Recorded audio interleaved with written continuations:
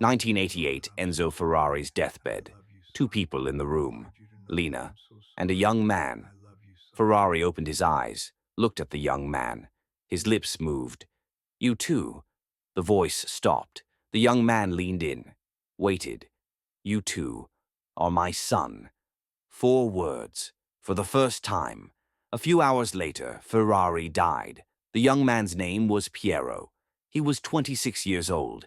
He'd known Ferrari for 26 years. But this was their first conversation. Piero was born in 1962. Castelvetro, near the Ferrari factory.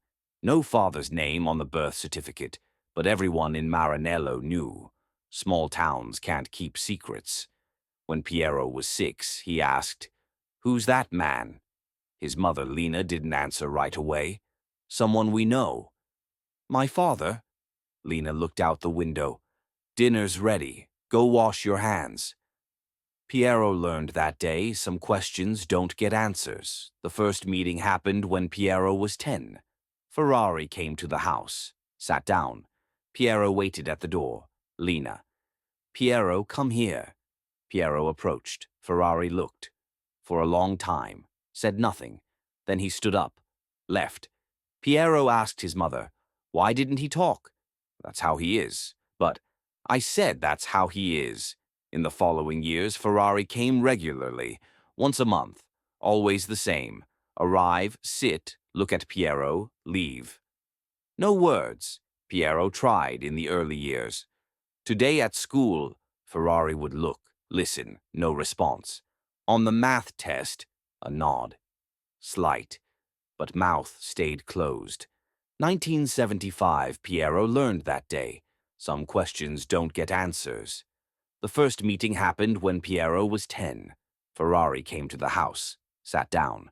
Piero waited at the door. Lena. "Piero, come here." Piero approached. Ferrari looked. For a long time, said nothing. Then he stood up, left. Piero asked his mother, "Why didn't he talk?" "That's how he is." "But I said that's how he is." In the following years, Ferrari came regularly, once a month, always the same. Arrive, sit, look at Piero, leave. No words. Piero tried in the early years. Today at school, Ferrari would look, listen, no response. On the math test, a nod, slight, but mouth stayed closed. Piero was 13. Ferrari came again, sat down.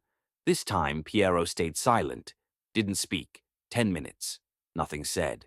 Ferrari stood up, stopped, looked at Piero as if he was going to say something. His mouth opened slightly, then closed. He turned, left. Piero understood that day. Ferrari wanted to speak too, but couldn't. That evening, Lena spoke with Ferrari in the garden. Piero heard from the window. Lena. "Talk to him." Silence. "One word, just one word." Ferrari's voice was very low. "If I talk, what happens?" Long silence. "Something changes." "What changes?" No answer came. That night, Piero heard a name. For the first time, from the window. Dino was your age, 13. He didn't know who that was, but he understood. That name mattered. The next day, Piero asked his mother, "Who's Dino?" Lena froze. "Where did you hear that?" "Last night when you were talking." Lena sat down, silent for a long time. "Another son. He died before you were born." "How old was he?" 24. Piero stopped. "Am I in his place?" Lena looked, something in her eyes. Pain? Fear? "No," she said. "You're not in anyone's place. You're Piero." But Piero understood. The answer was yes. Years passed. Visits continued. Less frequent, but continued. Piero no longer tried to talk, just sat. Ferrari too. Same room, in silence. Then they'd separate. 1980, Piero was 18. Ferrari came, as always. But this time something different happened. They'd sat down, silence. Ferrari took an envelope from his pocket, put it on the table. Piero looked. Something in the envelope. Ferrari said nothing, got up, left. Piero opened it. Money, a lot of money, and a note. Handwriting, just 2 words. For school. First written communication in 18 years. Piero went to university, engineering. Ferrari never asked what he was studying, but money came every semester. Silently, Piero graduated, found work, different city, but he returned every month to Maranello for his mother and for Ferrari, because Ferrari still came, more rarely, but he came. 1985. Piero was 23. He'd gotten married. A child was coming. He wanted to tell Ferrari. During a visit they were sitting. The usual silence. Piero spoke. "I'm going to have a son." Ferrari looked, really looked for the first time, not just with eyes, with his whole face. Piero waited. Something. Congratulations. Approval. Anything. Ferrari opened his mouth, then closed it. Stood up. Left. Lina called Piero later. Enzo cried. In the car. Sat and cried for a long time. Piero didn't know what he should feel. 1987. Ferrari was sick now. Visits stopped. Ferrari couldn't come. Piero started going instead, to Ferrari's house. He'd sit, Ferrari would sleep or be awake but silent. Piero would just be there, just like Ferrari had done for years. One day Ferrari woke up. Piero was there. He looked, then reached out his hand, very slowly. Piero took it.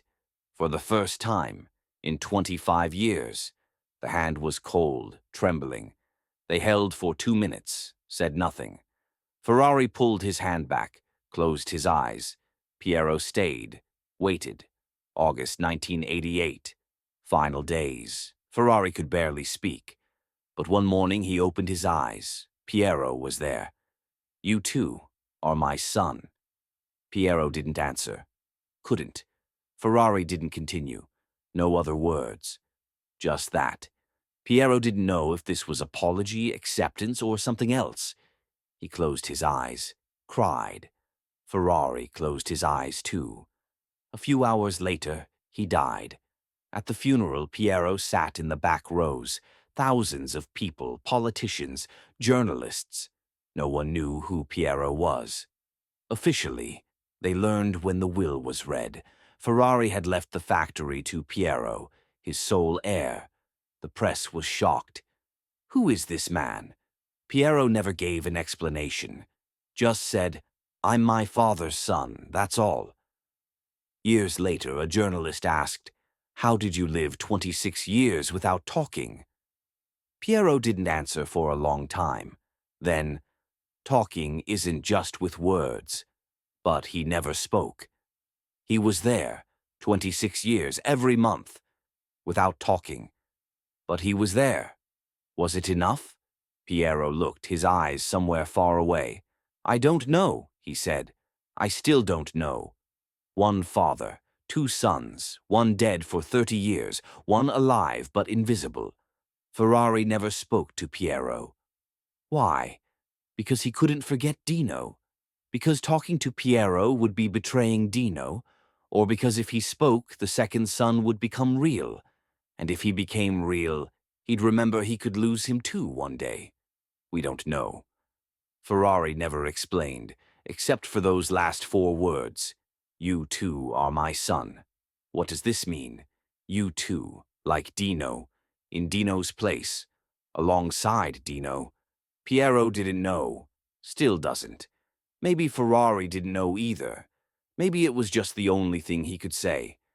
After 26 years. Enough? Too late? Meaningful or meaningless? There's no answer, just one fact. Piero waited 26 years for 4 words. He got them, but doesn't know what he got. Sometimes people speak but say nothing. Sometimes silence speaks, but no one understands. What was between Ferrari and Piero? Love? Guilt? Inability to accept? Neither knew. Maybe not knowing was the heaviest part. What do you think? What did "you too are my son" mean? Apology? Acceptance? Or did Ferrari himself not know what he was saying? And Piero was waiting 26 years worth it to finally hear those 4 words. The answer is yours. But maybe there's no answer. Maybe there's just silence. And learning to live with silence